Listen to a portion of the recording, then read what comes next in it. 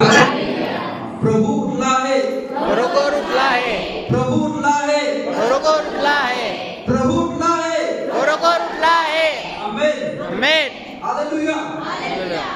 आजचा दिवस हा मनुष्य फक्त ख्रिस्ती लोकांसाठी नाही, परंतु ह्या जगामध्ये राष्ट्र आहे, ह्या जगामध्ये जेवढे देश आहेत, ह्या जगामध्ये जेवढे लोक आहेत, या सगळ्या लोकांच्यासाठी अतिशय अतिशय अतिशय महत्त्वाचा दिवस आहे. कारण येशू फक्त ख्रिस्ती लोकांचा उद्धार ठेवला नाही, परंतु पूर्ण जगातील, जातीतील, धर्मातील, पंथातील, देशातील लोकांचा उद्धार करता आहे. तो का उद्धार करता त्याला म्हणतात? कारण तो मरणातून पुन्हा उठला. हालेलुया. त्याचं मरणातून पुन्हा पुनरुत्थान आहे, ते आपण साजरे करत आहोत.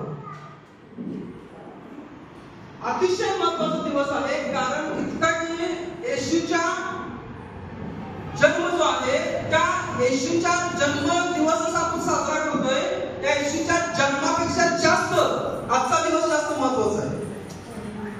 का माहितीये का? कारण येशू जर जन्मला असता, त्याने तत्वज्ञान सांगितलं असतं, रोग्याला बरं केलं असतं आणि तो मरण पावला असता, तर आणि तो पुन्हा उठलाच नसता, आजचा दिवसच समजा इतिहासातून आपण बघून टाकूया, पुनरुत्थानाचा दिवसच नसता, तर आपण इथे एकत्र जमलो नसतो.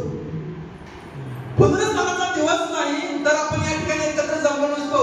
लाखो करोडो लोकांची जीवन बदलली नसतील, कारण येशू मरण पावलेला आहे आणि तो पुन्हा उठला नाही. पौल सांगत आहे रोमकरास पत्रामध्ये, एका पत्रामध्ये तो असं म्हणत आहे, जर येशूचं पुनरुत्थान झालं नसतं, म्हणजे येशू मरणातून पुन्हा उठला नसता, तर मग आमचं सुवार्थ सांगणं व्यर्थ आहे, आमचं लोकांना भेटी देणं व्यर्थ आहे, माझं उपवास करणं व्यर्थ आहे, माझं तपास करणं व्यर्थ आहे, किंवा माझ्या येशूसाठी छळ सहन करणं व्यर्थ आहे, येशूसाठी मी जे दुःख सहन करत आहे ते व्यर्थ आहे. आज पौल म्हणत आहे, मी येशूच्या नावासाठी मरायला देखील तयार आहे, कारण मला माहित आहे माझा प्रभू पुन्हा उठला, माझा प्रभू मरण पावला आणि तो पुन्हा उठला, जो मरणातून पुन्हा जिवंत झाला, तो प्रभू मला देखील, मी मेलो तर मला उठवण्यासाठी समर्थ आहे. म्हणून त्या येशूच्या नावासाठी मी मरायला देखील तयार आहे. आणि म्हणून येशूच्या जन्मदिवसापेक्षा पण जास्त आजचा दिवस येशूचं पुनरुत्थान आहे, हे अतिशय अतिशय महत्त्वाचं आहे. या आजच्या दिवशी 2000 वर्षापूर्वी प्रचंड आत्मिक घडामोडी घडलेल्या आहेत, आणि जेव्हा तुम्ही 2000 वर्षापूर्वी त्या आत्मिक जगतामध्ये पवित्र आत्म्याच्या पुढे जाल, त्या ठिकाणी जे रिलीज आशीर्वाद झाले, जे आशीर्वाद रिलीज करण्यात आले, मोकळे करण्यात आले, ते आशीर्वाद जेव्हा तुम्ही स्वीकाराल, निश्चितपणे तुमचं जीवन आहे ते सारखं असणार नाही, ते बदललेलं असणार. कारण आजच्या दिवशी 2000 वर्षापूर्वी अद्भुत सामर्थ्यशाली असं काहीतरी घडलेलं आहे. येशूचं जे पुनरुत्थान आहे, येशूचं मरणातून उठणं आहे, हे फक्त आपण विश्वास ठेवत नाही. या जगाची लोकसंख्या जवळजवळ, जर आजचं गणित जर बघितलं तर 8 अब्ज आहे, म्हणजे 8 अब्ज 800 कोटी ह्या जगाची लोकसंख्या आहे. त्यातल्या ख्रिश्चन लोकांची लोकसंख्या आहे 250 ते 280 करोडपर्यंत ख्रिस्ती लोक आहेत, आणि मुस्लिम लोक 200 करोड आहेत. म्हणजे मुस्लिम लोक देखील येशू जिवंत असा विश्वास ठेवतात. म्हणजे जगातले 300 करोड लोक आणि 200 करोड लोक, जवळजवळ 500 करोड लोक, 800 करोडपैकी 500 करोड लोक असा विश्वास ठेवतात की येशू जिवंत आहे. हालेलुया. येशू मरण पावला नाही, पण येशू जिवंत आहे. या जगामध्ये अनेक महापुरुष होऊन गेले, अनेक तत्वज्ञ होऊन गेले, अनेक उत्तमात उत्तम शिक्षण त्या लोकांनी दिलं, परंतु त्यांच्या कबरा, त्यांच्या मृत्यूची जागा आज देखील आपल्याला पाहायला मिळते. परंतु या जगामध्ये असा एकच व्यक्ती आहे, हालेलुया, असा एकच सामर्थ्यशाली व्यक्ती आहे ज्याची कबर आज रिकामी आहे. असा एकच व्यक्ती मोठ्या सामर्थ्याने घोषणा करत आहे, त्याचे शिष्य सामर्थ्याने घोषणा करत आहेत की तो मरण फक्त पावला नाही, प्रभू उठला आहे, खरोखर उठला आहे, प्रभू उठला आहे, खरोखर उठला आहे, प्रभू उठला आहे, खरोखर उठला आहे. आमेन. आमेन. अजून देखील आहे. जर तुम्हाला म्हणत असेल काही 2000 वर्षापूर्वी कोण बघितले येशूला, आज देखील येशू ज्या ठिकाणी जन्मला ती जागा आज देखील आहे. तुम्ही युट्यूबवर पाहू शकताय. आणि कधी देवाने तुम्हाला इस्रायलमध्ये घेऊन गेलं, आवश्यक आहे. हालेलुया. येशूने ज्या ठिकाणी एका 38 वर्ष आजारी असलेल्या व्यक्तीला बरं केलं, ती जागा आज देखील आहे. बेत्सदा तळ, दयेचं तळ, बेत्सदा तळ आज देखील तुम्ही जाऊन पाहू शकता. ज्या मंदिरामध्ये येशूने प्रचार केला त्या मंदिर आज देखील त्या ठिकाणी, त्या मंदिराचे अवशेष आज देखील त्या ठिकाणी आहेत. हालेलुया. ज्या रस्त्यावरून येशूला वधस्तंभ येशूने वाहिला, ज्या रस्त्यावरून येशूने वधस्तंभ वाहिला, तो रस्ता आज देखील त्या ठिकाणी यरूशलेममध्ये आहे.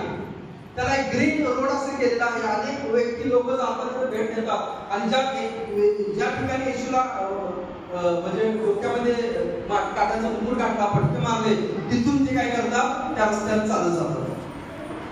7 टप्पे त्या ठिकाणी, त्या टप्प्यावरती ते लोक चालत चालत पुढे जातात. कुठपर्यंत? ज्या गोलगोथा नावाची टेकडी, ज्या गोलगोथा टेकडीवरती येशूला मारलं, म्हणजे कवटीची जागा म्हणलेल्या कवटीच्या सारखा लांब न बघितला तर मनुष्याच्या कवटीसारखी टेकडी दिसते म्हणून त्याला गोलगोथा किंवा कवटीची टेकडी असं म्हणतात. तर ती टेकडी आज देखील आहे यरूशलेममध्ये. ज्या वधस्तंभावरती ज्या ठिकाणी येशूला खिळलं ती जागा आज देखील त्या ठिकाणी आहे. येशूला ज्या जागेमध्ये पुरण्यात आलं ती रिकामी कबर आज देखील आहे. येशूने गत्सेमने बागेमध्ये प्रार्थना केली ती बाग आज देखील आहे. हालेलुया. एवढे पुरावे वैज्ञानिक रीतीनं, शास्त्रीय रीतीनं, भौगोलिक रीतीनं कुठल्याही व्यक्तीविषयी इतिहासामध्ये नाही एवढे पुरावे येशूच्या जिवंत असण्याविषयी आणि येशूच्या मरणाविषयी आहेत. या जगातील किती पण ज्ञानी सायंटिस्ट असेल, वैज्ञानिक असेल, तो नाकारू शकत नाही की येशू या जगात आला नाही. हालेलुया. दुसरा कुठला पण व्यक्तीविषयी तो कदाचित संशय वाढेल, कदाचित तो होता की नाही माहित नाही आम्हाला. येशूचे पुरावे फक्त लिखित नाही. हालेलुया. परंतु जेव्हा जेव्हा शास्त्रज्ञांनी यरूशलेममध्ये उत्खनन केलं, जेव्हा जेव्हा शास्त्रज्ञांनी त्याची पडताळणी केली, जेव्हा जेव्हा सायंटिस्टनी उपग्रहातून काही गोष्टी बघितल्या, त्यांना समजलं की येशू नावाचा जो व्यक्ती आहे तो या पृथ्वीवरती 2000 वर्षापूर्वी जन्मास आला. हालेलुया. तो वधस्तंभावरती मरण पावला आणि तो तिसऱ्या दिवशी पुन्हा उठला. ही गोष्ट एकदम त्रिकालमानिक सत्य आहे. जगातील कुठलाही व्यक्ती ती गोष्ट नाकारू शकत नाही. आणि आज देखील त्या 2000 वर्षाच्या पासून येशू ख्रिस्त हजारो, लाखो, करोडो, मिलियन्स ऑफ पीपल, लाखो अरबो लोकांचं जीवन प्रभू येशू ख्रिस्त बदलत आहे. आज देखील येशू जिवंत आहे म्हणून लोकांचं जीवन बदलत आहे. लोक आपलं जुनं जीवन, पापी जीवन आहे, ते देवाच्या वचनाच्या विरोधात जीवन आहे, ते लोक त्याग करत आहेत आणि येशूला स्वीकारत आहेत. आज अनेक जातीतील, कट्टर जातीतील लोक आपलं सगळं सोडून येशूच्या मागे येत आहेत. काय येत आहेत? कारण येशू मरण पावला नाही, परंतु येशू जिवंत आहे. त्या येशूने अनेकांना दर्शन दिलेलं आहे. हालेलुया. आणि त्या येशूच्या पुनरुत्थानाचा सण, पुनरुत्थानाचा दिवस आपण साजरा करत आहे. काय झालं 2000 वर्षापूर्वी ज्या घटना घडल्या मी तुम्हाला सांगत आहे, ज्या विश्वासाने म्हणून तुम्हाला माहित असला विषय गरजेचा आहे. जेव्हा येशू ख्रिस्त 2000 वर्षापूर्वी पृथ्वीवरती होता, वचनाच्या मध्ये सांगितलेलं आहे की लहानाचा मोठा तो आपल्या आईवडिलांच्या सोबत झाला. 30 वर्षापर्यंत तो आपल्या आईवडिलांच्या अधीनतेमध्ये राहिला. आईवडिलांची जी जबाबदारी होती त्या जबाबदारीमध्ये तो राहिला. आणि 30 वर्ष झाल्यानंतर वचनामध्ये सांगितलं की येशू गालिलातून यहुदियामध्ये आला. त्याने त्या ठिकाणी बाप्तिस्मा घेतला, पवित्र आत्मा त्याच्यावर उतरला आणि तिथून पुढे येशू सत्कर्म करीत, लोकांना बरं करीत, देवाच्या राज्याची सुवार्ता सांगत, दुरात्म्यांना धमकावत तो फिरला. वचनामध्ये सांगितले सैतानाच्या सत्तेखाली असलेल्या लोकांना तो बरं करीत फिरला. आणि त्यामुळे ही गोष्ट म्हणजे ह्यात काही विशेष वाटण्यासारखं काही नाहीये. सैतान आहे ना तो फार भयभीत झाला. जेव्हा येशू पृथ्वीवर होता, येशूचा जन्म झाला, तिथून पुढे सैतान आहे ना तो भीतीच्या छायेखाली जीवन. येशू म्हणून कुठलंच पाप होत नाही, येशू शिवी देत नाही, येशू कुठली चुकीची गोष्ट करत नाही. दुरात्म्यांच्या मध्ये एक हलचल चालू झालेली आहे, एक चर्चा चालू झालेली आहे. आणि कोण मुलगा हा पापच करत नाही, कोण मुलगा हा पापच करत नाही. आणि येशू निर्दोष, पवित्र, पाप न करता 30व्या वर्षापर्यंत जीवन जगला. आणि जेव्हा त्याचा बाप्तिस्मा झाला, तो अरण्यात गेला, उपासना प्रार्थना करत होता. त्यावेळेला जो दुरात्मा सैतान, जो सर्वोच्च अधिपती लुसिफर आहे, येशूच्या जवळ आला आणि येशूला सांगितलं की उंच कड्यावरून उडी मार, म्हणजे काय होईल. देवाच्या वचनामध्ये सांगितलेलं की तुला देव जीवन देतो. येशू म्हणाला जिवंत देवाची परीक्षा पाहू. हालेलुया. आणि वचनाच्या मध्ये सांगितलं की त्या सैतानाने येशूला वचनाच्या द्वारे पारखलं, येशूने त्याला वचनाच्या द्वारे उत्तर दिलं आणि सैतानाला जो लुसिफर जो सर्वोच्च होता त्याला ही गोष्टीची खात्री झाली की ह्या व्यक्तीच्या समोर माझं काही सुद्धा चालत नाही आणि जो दुरात्मा जो सैतान आहे, जो अधिपती आहे, लुसिफर आहे, तो वाट दिसेल तिकडे वचनाच्या मध्ये सांगितलं पळून गेला. म्हणजे तिथून पुढे येशूने सैतानाच्या सत्तेची वाट लावली. म्हणजे त्याला तो जिथं जायचा त्या ठिकाणी दुरात्म्याची बंधने तुटायची, अंधकाराच्या सत्तेची बंधने तुटायची. येशूच्या गावामध्ये येणार आहे जेव्हा दुरात्म्याला समजायचं त्यावेळेला त्या दुरात्मे त्याला सामोरं पण चालत होते. अगोदरच आपलं सगळं सामान बांधायचं तिथून निघून जायचे, कारण की त्यांच्या वरचा जो अधिपती जो लुसिफर आहे तोच येशूला घाबरत होता. मग ही छोटी छोटी पिल्ली काय येशू समोर आहे. त्यामुळे सैतान आहे ना तो पूर्ण चौथाळलेला आहे, कारण येशूने दुरात्मा सैतान यांचं पूर्ण राज्य आहे ते पूर्ण यरुशलेम, यहुदिया, गालिली ह्या प्रांतामध्ये पूर्णपणे त्याला सुरुवात लावलेला. ज्या ज्या ठिकाणी येशू जायचा, यरुशलेममध्ये, इस्रायलमध्ये, त्या प्रत्येक ठिकाणी दुरात्म्याची बंधने तुटायची, अंधकाराच्या शक्तीची बंधने तुटायची. आणि त्यामुळे सैतानाला या गोष्टीची खात्री झाली की येशूच्या समोर जोपर्यंत हा व्यक्ती जिवंत आहे, जोपर्यंत हा मुलगा जिवंत आहे, जोपर्यंत हा मुलगा वाढत आहे, तोपर्यंत माझं इस्रायल देशामध्ये काही चालणार नाही. इस्रायलच्या बाहेर चालेल, कारण इस्रायलच्या बाहेर येशू कधी गेला नाही. इस्रायलच्या बाहेर देखील जाऊन येशूने वचनाच्या मध्ये सांगितले का दुरात्म्याला काढलं. हालेलुया. दक्षिणेकडच्या प्रदेशात तो गेला समुद्राच्या पलीकडे. त्या ठिकाणी जो दुरात्मा होता तो त्या कोणाला काढता येत नव्हता. येशूने त्या ठिकाणी पाऊल ठेवल्यानंतर तो दुरात्मा परत आला आणि येशूच्या पाया पडला, आम्हाला जाऊ दे म्हणून. हालेलुया. म्हणजे इस्रायल देशाच्या पलीकडे देखील दुरात्म्याच्या मध्ये येशूच्या नावाची दहशत होती. आणि त्यामुळं सैतान आहे पूर्णपणे त्याचं राज्य उद्ध्वस्त झाल्यामुळे पूर्ण प्लॅन करत होता कधी मी येशूला पकडू, कधी मला सापडेल. परंतु तो स्वतः येशूला कधी सामोरा केला नाही का, कारण येशूच्या समोर काही चालत नाही. हालेलुया. हालेलुया. आणि मग तो जो सैतान आहे तो प्लॅन करत आहे, योजना करत आहे येशूला मारण्याचं. जेव्हा येशूचा जन्म झाला, वचनाच्या मध्ये सांगितलंय सैतानाला माहित होतं काहीतरी हा अद्भुत बालक आहे, कारण देवदूत आनंद करत आहे, कोणीतरी हा विशेष बालक आहे. सैतानाने प्लॅन केली, योजना केली. जेव्हा एक पूर्वेकडे तारा दिसला, मागे लोक एक शांत बसावा, एकदम शांत बसायचे, एकदम शांत. पूर्वेकडे एक तारा दिसला, त्या तारा बघून मागील लोक जे आहेत, ज्योतिषी लोक आहेत, ते येशूच्या दर्शनासाठी आले. यहुद्याचा राजा कुठे विचारायला लागले, हेरोदाला जाऊन भेटले. सैतानाने हेरोदाचं नियंत्रण घेतलं. हेरोद विचारला, अरे राजा जन्म झालाय, कुठे आलाय? हेरोदा म्हणे, हेवाला, तिरस्काराला, द्वेषाला, मी राजा असताना अजून कुठला राजा जन्मास येणार आहे? त्याने सगळ्या यहुदी लोकांना बोलवलं आणि विचारलं, यहुद्याच्या राजाचा जन्म कुठं होणार आहे? शास्त्रात कुठे लिहिलंय? ते म्हणले बेथलेहेम होते. आणि मग हेरोदाने दोन नीट विचारून घेतली त्यांच्याकडून आणि 2 वर्षाच्या खालच्या सगळ्या बालकांच्या हातात दिली. सैतानाने येशूला पहिल्यांदा त्या ठिकाणी मारण्याचा प्लॅन केला, योजना केली. सैतान फार हुशार आहे, स्वतःला फार हुशार समजतो. पवित्र शास्त्रामध्ये लिहिलेलं आहे, यशाच्या 14व्या अध्यायामध्ये तो चातुर्याची मुद्रा आहे.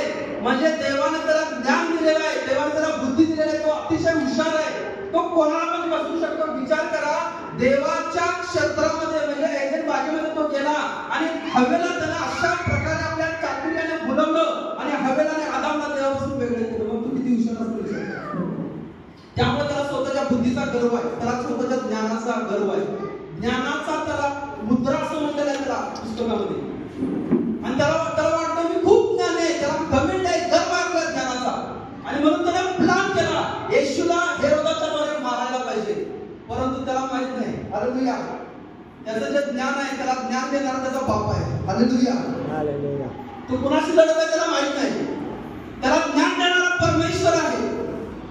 त्या परमेश्वराच्या ज्ञानासमोर, परमेश्वराच्या हुशारीसमोर, परमेश्वराच्या प्लॅन समोर, योजनांसमोर सैतानाच्या काही योजनांचा निभाव लागला. वचनाच्या मध्ये सांगितले त्या ठिकाणी येशूला देवाने वाचवलं. पुढे जेव्हा येशू वचनाच्या मध्ये सांगितलेलं आहे, पवित्र आत्म्याचा बाप्तिस्मा झाला येशूचा आणि मग गालिलामध्ये वचनाची घोषणा करून लागला. येशू आपला गाव नासरेत त्या ठिकाणी गेला. त्या ठिकाणी त्या सभास्थानामध्ये शनिवारच्या दिवशी, शब्दाच्या दिवशी येशू त्या ठिकाणी बसलेला होता. आणि मग त्या लोकांनी म्हणले की गुरुजी या पुढे आणि तुम्ही आम्हाला वचन वाचा. त्यांनी यशाचा ग्रंथ उघडला आणि त्या ठिकाणी ऋतू शुभकमान 4व्या अध्यायामध्ये असं दिलेलं आहे, येशूने यशाचा 61 अध्याय असेल ते उघडला आणि त्या ठिकाणी असं म्हणत आहे की हे वचन आता पूर्ण झालेलं आहे. कारण त्या वचनामध्ये लिहिलेलं होतं की परमेश्वराचा आत्मा माझ्यावरती उतरलेला आहे. हे वचन मसीहाविषयी, अभिषिक्ताविषयी, ख्रिस्ताविषयी होतं आणि येशू म्हणत आहे हे पूर्ण झालं. सगळे लोक म्हणतात आश्चर्य, अरे आता सुधाराचा पोर आहे, आमच्या समोर लहानाचा मोठा झाला आहे, हा अभिषिक्त ख्रिस्त कसा काय असू शकतो, हा देवाची जागा कसा काय घेऊ शकतो. म्हणून त्या ठिकाणी सगळा गोंधळ झाला. येशूला त्यांनी पकडलं आणि वचनाच्या मध्ये सांगितलेलं आहे उंच डोंगरावर त्यांनी त्याला घेऊन गेलं आणि त्याला कड्यावरून येशूला ढकलणार होते असं लिहिलेलं आहे पुस्तकामध्ये. त्यावेळेला सैतानाने दुसऱ्यांदा त्याला मारण्याचा प्रयत्न केला, परंतु वचनाच्या मध्ये सांगितले येशू तिथून देखील आणि मग वचनाच्या मध्ये सांगितलेलं आहे की आता येशूची कीर्ती आहे ती एकदम एकदम टॉप वरती आहे, पिक पॉइंट वरती आहे. सगळ्यांच्या तोंडामध्ये फक्त येशूचं नाव आहे. सगळ्या लोकांना एकच आशा आहे की येशू हा मसीहा आहे आणि 100% ह्या वर्धापन सणाला येशू आहे तो आम्हाला वाचवणार. येशू या रोमी सरकारची सत्ता, गुलामीच्या सत्तेत आम्हाला वाचवणार. सगळ्यांच्या तोंडामध्ये तेच नाव आहे आणि त्या गोष्टीचा वापर सैतानाने केला. वचनाच्या मध्ये सांगितलेलं आहे शास्त्री परिषद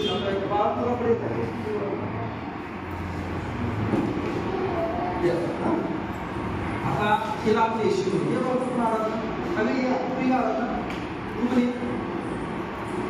हे इकडे येतो हे शास्त्रीय पुरुष हा येशू आहे. हे शास्त्रीय पुरुष आहे. इकडे बघा हा केला आहे. त्यानंतर आणि सगळे यहुदी लोक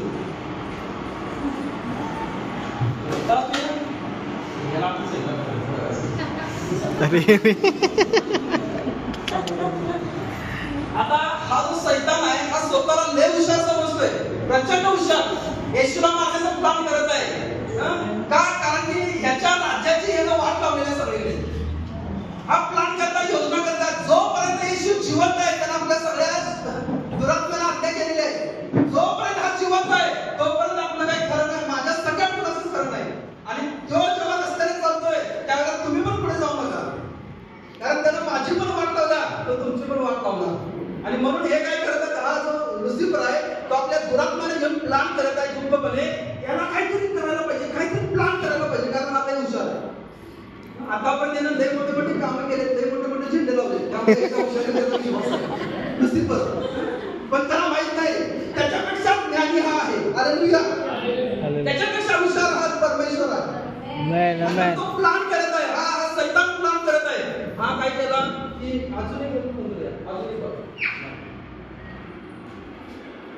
हा येशूचा शिष्य येऊन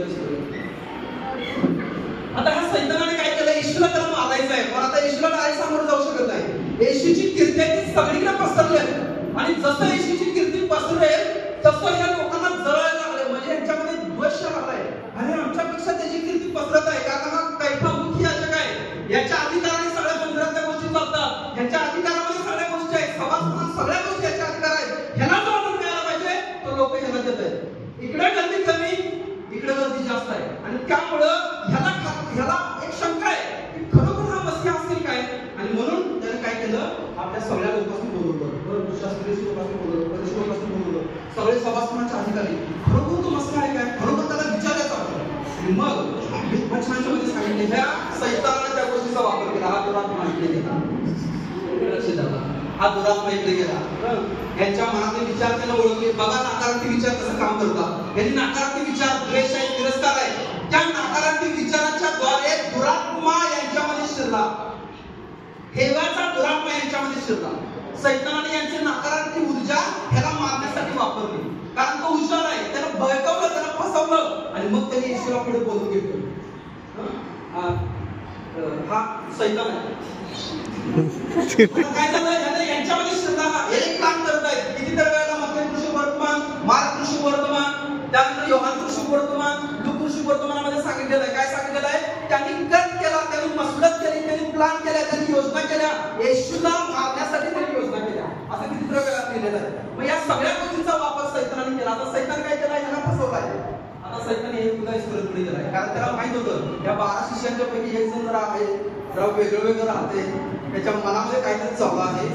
वचनाच्या मध्ये सांगितले की हा सैतानाने याच्या मनाचं नियंत्रण मिळतं आणि सैतानाने याला फसवलं. आता सैतानानं 30% काम केलं, इथं 50% काम झालं सैतानाचा. म्हणजे येशूला मारण्याची दुसरी पायरी त्याने चढवली.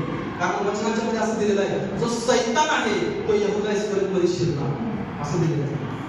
आणि मग ह्या यहूदा इस्करियोतनं म्हणला, अरे ह्या येशूला ज्याला आम्ही मसीहा म्हणत आहे, तो मसीहासारखं काय करणार चालाय. लोकांनी त्याला पकडलेला आहे, त्याला कैफाच्या वाड्यात नेले, त्याला विचारत आहे स्वतःहून की तू मसीहा असलास तर आम्हाला सांग, परंतु तो काहीच उत्तर देत नाही.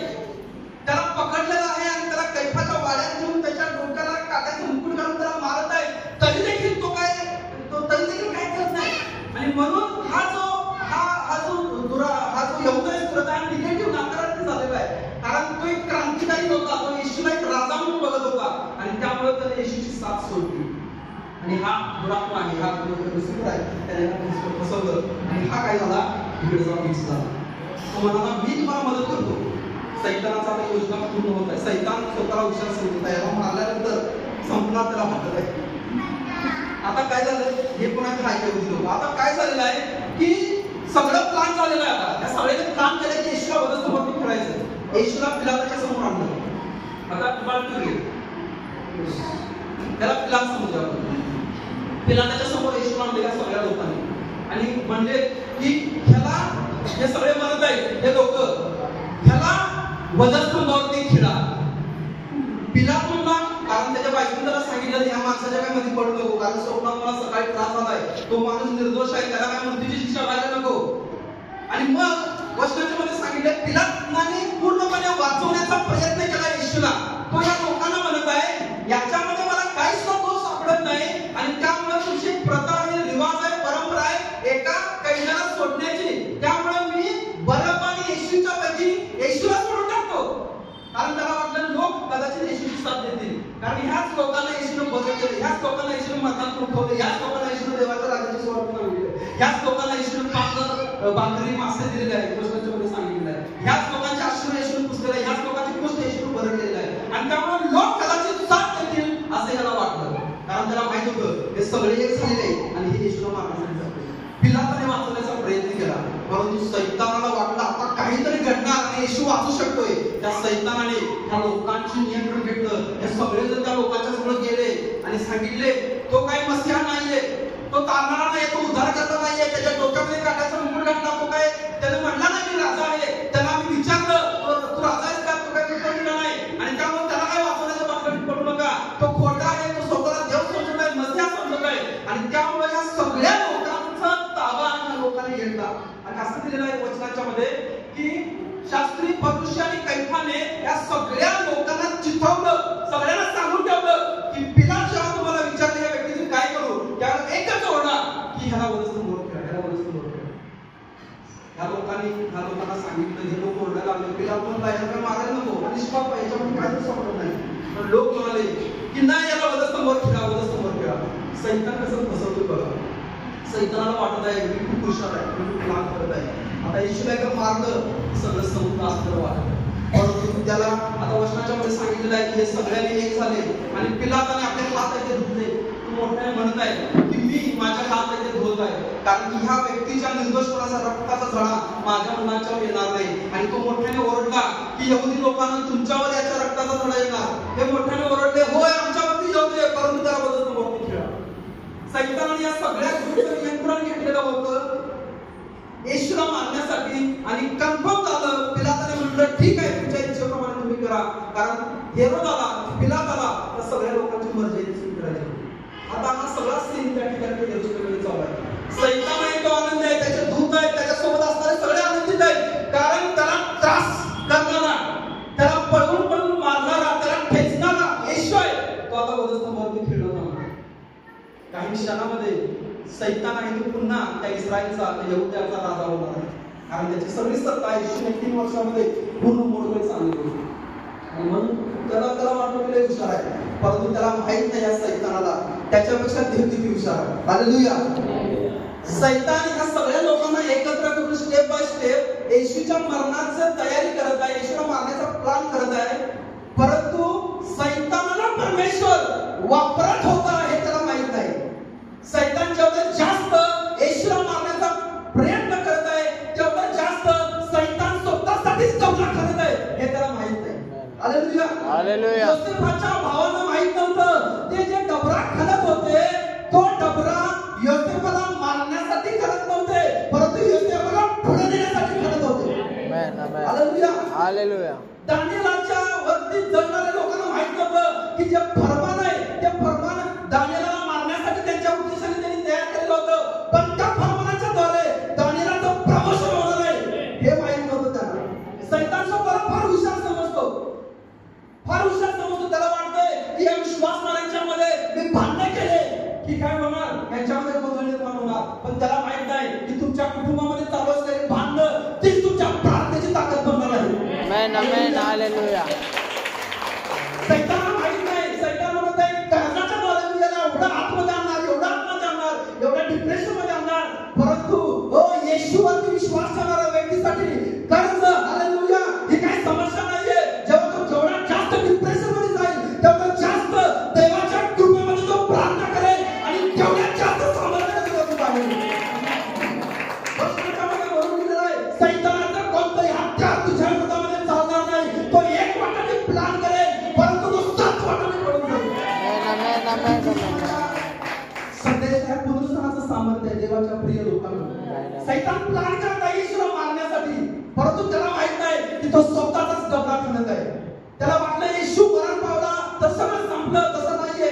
जाऊ त्याला वाटलं की येशू मरण पावला, येशूला मरणावरती खिळलं म्हणजे सगळं संपलं, आता माझं राज्य रिकामं झालं, मी आता कुणाला पण त्रास करू शकतोय, मी इस्रायलला देशाचा नाश करू शकतो असं त्याला वाटलं.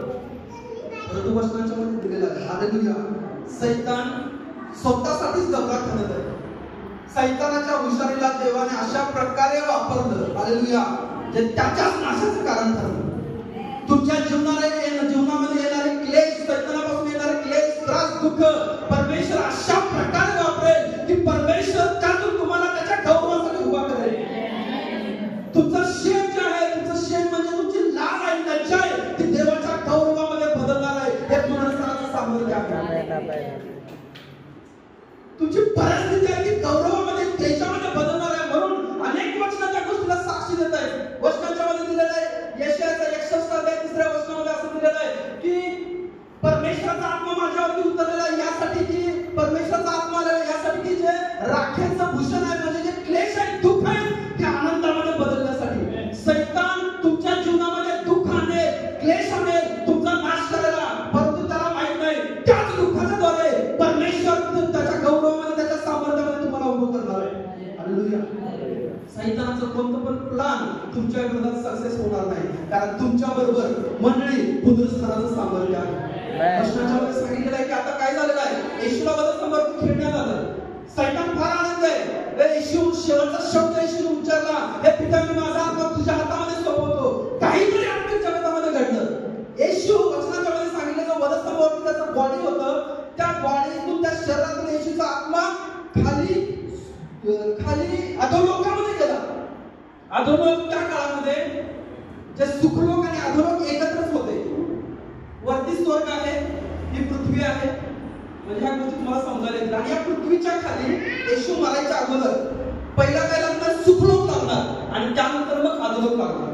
हा सुखलोक जो आहे तो देवापासून दूर होता, कारण अजून येशूचं रक्त सांडलं गेलेलं नव्हतं. आणि ह्या सुखलोकामध्ये दावीद, मोशे, अब्राहम, जे जुन्या काळातले जे संत आहेत ते सगळे त्या ठिकाणी होते. आता येशू वचनाच्या मध्ये सांगितलं की कोरोना म्हणाला की तू आज माझ्याबरोबर सुखलोकात असशील. याचा अर्थ काय, येशू सुखलोकामध्ये गेला. त्याने त्या लोकांना, अब्राहमाला त्याने सुवार्ता सांगितली, दाविदाला त्याने सुवार्ता सांगितली, योसेफाला त्याने सुवार्ता सांगितली, दानिएलला त्याने सुवार्ता सांगितली. तो म्हणाला की तुमच्या सगळ्यांच्या पापांसाठी मी माझा रक्त सांडलेला आहे. आता परमेश्वराच्या जवळ जाण्यापासून तुम्हाला कोणी रोखू शकत नाही. आणि त्या सगळ्या आत्म्यांना त्याने सुटका दिली, मोकळं केलं, वचनाच्या मध्ये सांगितले. आणि ती सुखलोक जे आहे ते या जमिनीच्या आतून स्वर्गामध्ये घेतलं गेलं. म्हणून वचनाच्या मध्ये दिलेलं आहे की पवित्र जनांच्या कबरा उघडलेल्या आणि पवित्र जनांच्या आत्मे ते स्वर्गामध्ये जाताना मी पाहिले. अनेक जण पाहिलं असं दिलेलं.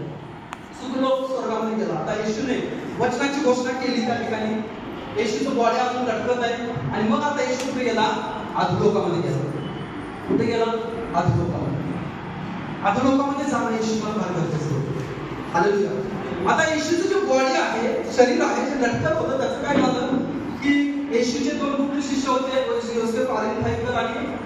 निकोदेमस, ह्या दोघांनी ते शरीर पिलाताजवळ गेले आणि म्हणले ते शरीर आम्हाला द्या, कारण त्याचं शरीर तसं पडणं काही योग्य नाही. आणि वचनाच्या मध्ये सांगितलं त्यांनी ते शरीर काढलं, त्याला सुगंधी द्रव्य लावली, त्याला स्वच्छ तागाच्या पांढऱ्या कपड्यामध्ये गुंडाळलं आणि एक शब्दात त्याला सुरूच होणार होता म्हणून त्यांनी काय केलं, जवळच असणाऱ्या एका खंडव्यात कोऱ्या खोदलेल्या चांगल्या कबरीमध्ये त्याचं प्रेताने घेऊन ठेवलं, त्याला दगड लावलं. दगड लावल्यानंतर ह्या सगळ्या गोष्टी शास्त्री परुषी हे सगळे लोक बघत होते. कैफा गेला पिलाताकडे आणि पिलाताला म्हणाला की त्याच्या शिष्याने सांगितलेलं होतं की त्याचं शरीर आहे, ते शरीर तो मरणातून पुन्हा होणार दुसऱ्या दिवशी, म्हणून तुम्ही काय करा, त्याचं शरीर आहे आपल्याला जपणं गरजेचं 3 दिवसापर्यंत 4 दिवसापर्यंत, कारण त्याचं शरीर कदाचित त्याचे शिष्य पळवून येतील, चोरून येतील आणि सांगतील की तो उठलाय. आणि म्हणून तो कैफा म्हणाला की तुम्हाला पाहिजे तसं करा. तो पिलाता म्हणाला तुम्हाला पाहिजे तसं करा. मग त्या कैफानं काही बॉडीगार्ड्स घेतले आणि त्या कबरेच्या धोंड आहे त्या धोंड्याच्या बाजूला ते बॉडीगार्ड्स वाढवले आणि ती कबर वचनाच्या मध्ये सांगितलेलं आहे रोमी पद्धतीने त्याला सील किंवा शिक्का मारण्यात आला, त्याला लॉक करण्यात आलं त्या कबरेला. आता या कबरेच्या आतमध्ये येशूचं बॉडी आहे, येशूचं वस्त्र आहे, त्या वस्त्रामध्ये येशूचं बॉडी गुंडाळलेलं आहे, येशूचं शरीर तिथं आहे, पण येशूचा आत्मा कुठं आहे, खाली अधोलोकामध्ये. सुखलोकामध्ये त्याला सगळ्यांना मुक्त केलं आणि तो कुठे गेला, अधोलोकामध्ये. अधोलोकामध्ये तो का गेला, कारण वचनाच्या मध्ये सांगितलेलं आहे की येशू मरणातून जिवंत झाला आहे. मरणातून जिवंत होणे अतिशय गरजेचं आहे आणि मरणाची सत्ता कुठं आहे, अधोलोकामध्ये. अधोलोकामध्ये एखादा व्यक्ती गेला तर तो परत कधीही येऊ शकत नाही. एखादा व्यक्ती समजा अधोलोकामध्ये गेला तर त्याला नो एंट्री, तिथे गेला की कायमचा तो तिथंच राहणार. अधोलोकामध्ये आलेले आहे, अधोलोकामध्ये आलेले आहे. कर्मचाऱ्यांमध्ये सांगितले येशूला की तो श्रीमंत मनुष्य त्या ठिकाणी यातना भोगत होता, नरक यातना भोगत राहिले आहे आणि येशू स्वतः त्या अग्नीमध्ये गेला. हालेलुया. आता अधोलोकाची जी ताकद आहे ती प्रचंड आहे. एखादा पापी व्यक्ती जर त्या अधोलोकामध्ये गेला तर लगेच अग्नी त्याला काय करते, टच करते, अग्नी त्याला जाळायला चालू करते, अग्नी त्याला व्यापना द्यायला चालू करते आणि तो व्यक्ती ओरडतोय, किंचाळतोय, त्याची त्वचा आहे, त्याचं शरीर आहे ते पागलते, परत त्याला एक मृत शरीर पण मिळते, एक शरीर मिळते त्याला गेल्यानंतर. ते शरीर वितळतंय, परत ते शरीर त्याच्यामध्ये येते. कारण येशू म्हणत आहे की त्या ठिकाणचं अग्नी आहे, त्या ठिकाणचं अग्नी विझत नाही, किडा देखील त्याचा मरत नाही. म्हणून त्यांचं शरीर आहे त्याला चटके बसतात, परंतु ते शरीर नाही होत नाही. एखादा व्यक्ती त्या अधोलोकात गेला तर तो परत येऊ शकत नाही, कारण तो तिथंच गेला तर तिथून शेवटच्या न्यायासाठी त्याला तिथे कायमचं राखून ठेवलेलं आहे. आता वचनाच्या मध्ये दिलेलं आहे येशू त्या अधोलोकामध्ये गेला. हालेलुया. तुम्ही कबड्डीचा खेळ कधी बघितलाय का? कबड्डीच्या खेळामध्ये 2 ग्रुप असतात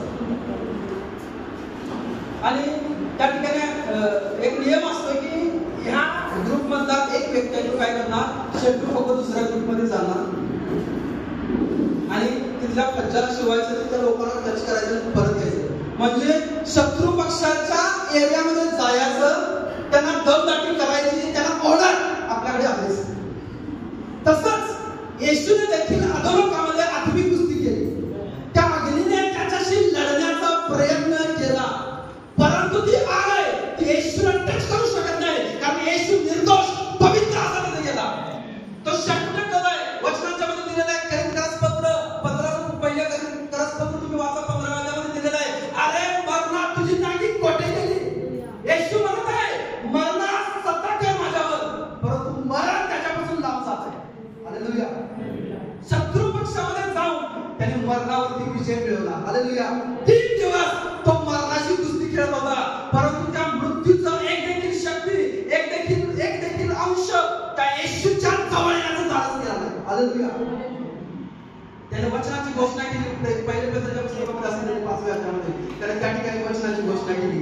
येशू पवित्र जीवन जगला, निर्दोष जीवन जगला. वचनाच्या मध्ये सांगितलेलं आहे की जो पाप करतो तो मरेल, पण येशूने तर पापच केलं नाही, त्यामुळे ह्या अधोलोकाची सत्ता त्याच्यावर कशी चालणार. वचनाच्या मध्ये सांगितलेलं आहे की मरण आहे, त्या मरणाला त्याने ठेचलं. हालेलुया. मरणाला त्याने तुडवलं, मरणाला त्याने ठेचलं आणि म्हणून येशू देवाचं वचन 23 मध्ये म्हणत आहे मृत्यूच्या आईच्या तरी तुम्ही जात असलो तर मी भिणार नाही, कारण परमेश्वर माझ्या बरोबर आहे. हालेलुया. कारण येशूने त्या मरणाला ठेचलेलं आहे.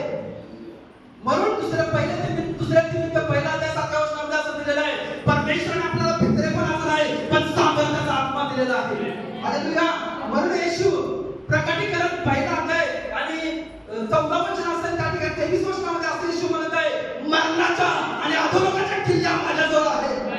Amen. योहान सुवर्तमान 11:25 मध्ये येशू म्हणत आहे, पुनरुत्थान व जीवन मीच आहे.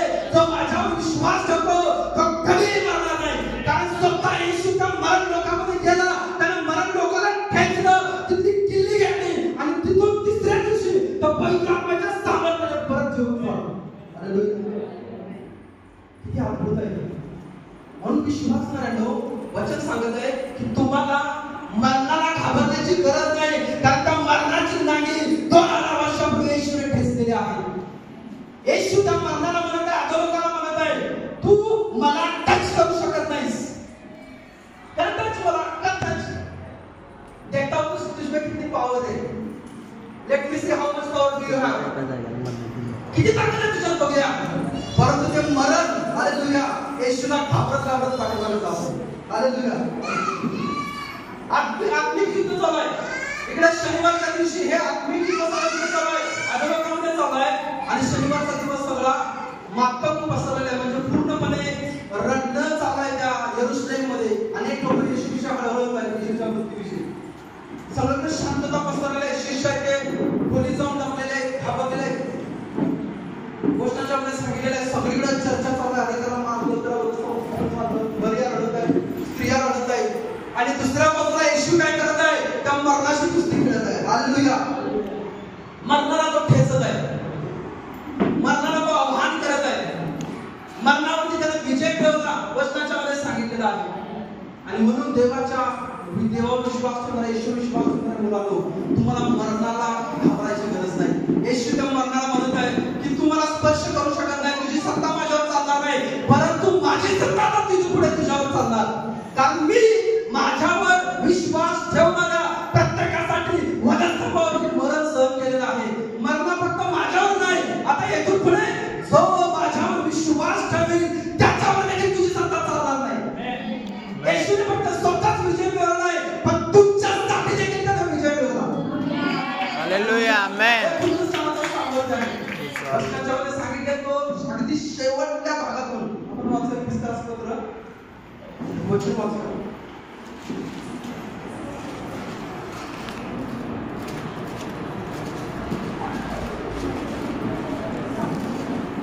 विस्तार स्तोत्राचा 4था अध्याय.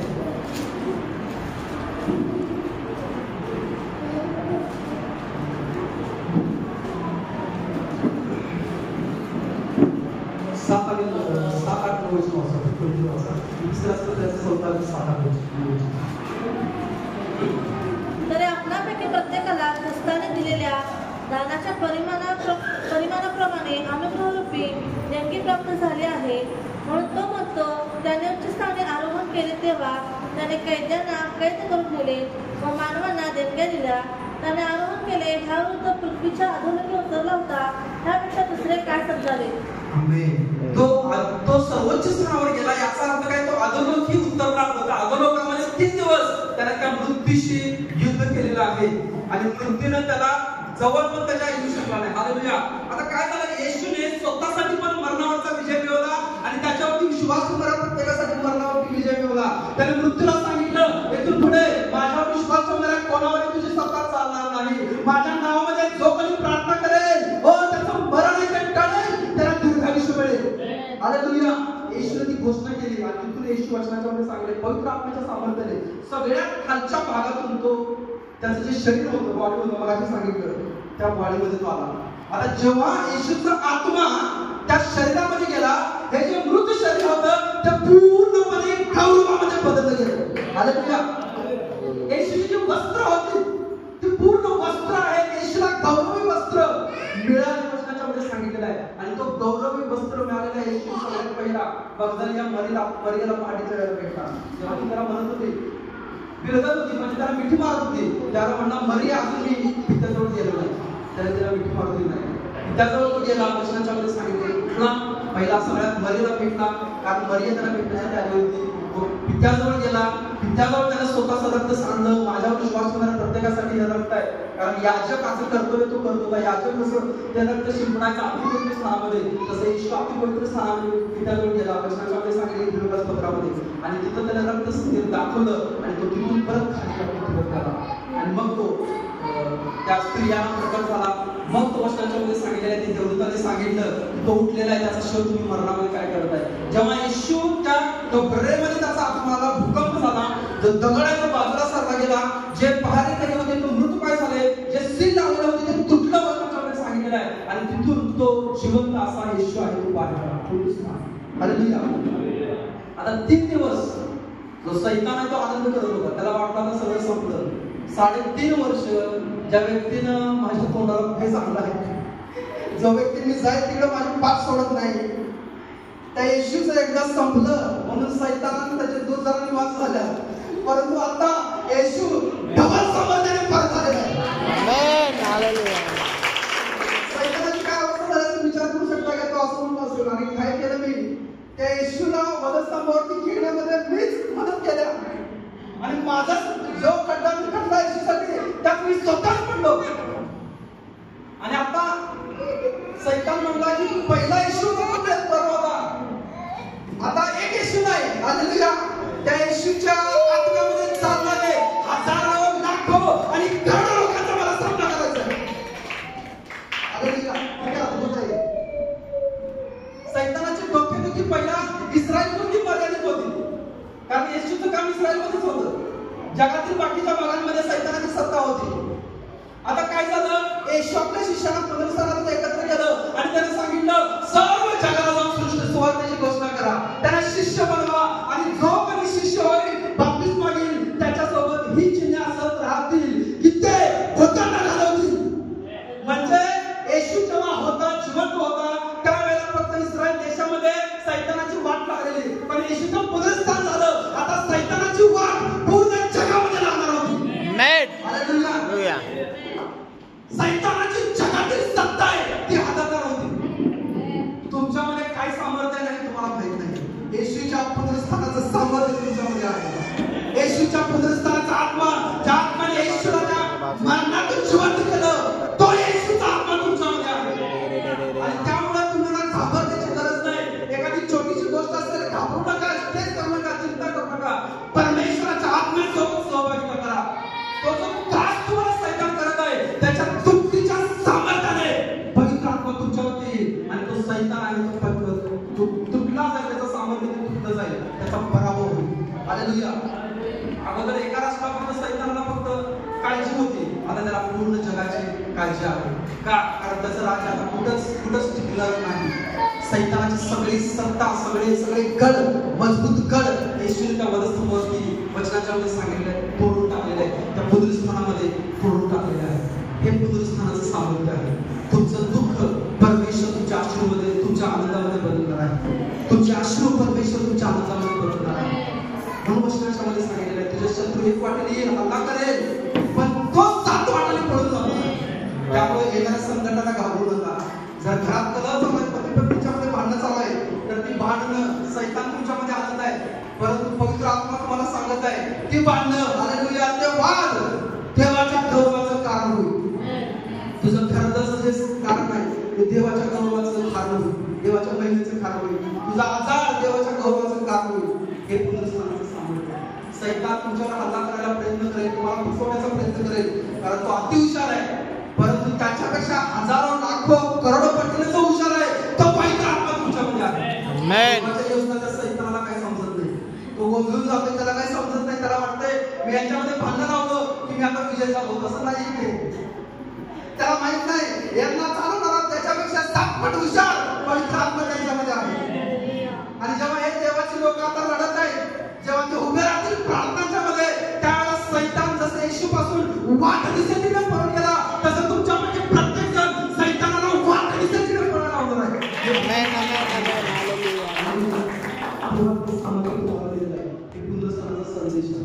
हालेलुया. हालेलुया. तुम्हाला रडायचं नाही. हालेलुया. पण प्रार्थनेमध्ये पवित्र आत्म्यासोबत राहायचं आहे. आमेन. त्याच्या घराची खुली शक्ती तुमच्यावर काय पण चालणार नाही. येशूनं भविष्यवाणी अगोदरच करून ठेवलेली होती, कारण त्याला माहित होतं मी या सगळ्या गोष्टी माझ्या मुलांसाठी मिळवणार आहे. मी तुम्हाला सर्प आणि भिंचू तोडवण्याचा अधिकार देत आहे. हालेलुया. सैतानाच्या सगळ्या शक्तींवर अधिकार देत आहे असं येशू म्हणत आहे.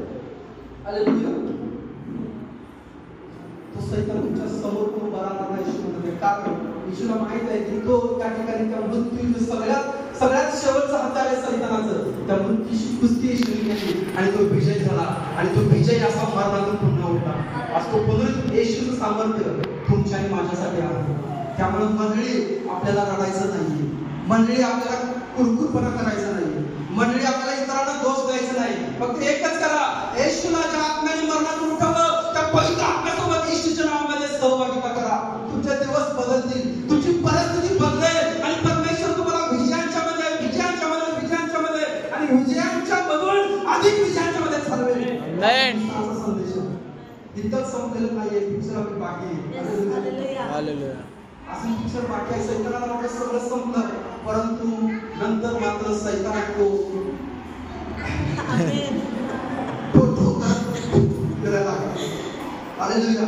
हे सामर्थ्य देवाने दिलेलं. अगोदर एका येशूच्या सामर्थ्याला करावं लागत होता, आता करोडो अरबो येशूच्या वरती विश्वास करणाऱ्या लोकांना सामर्थ्य.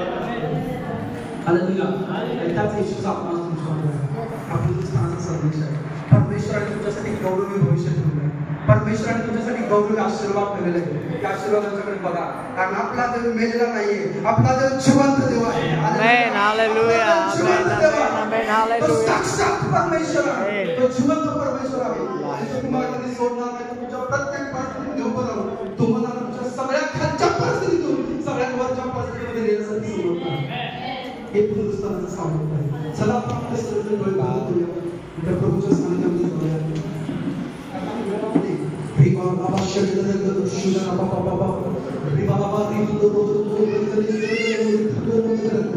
शिला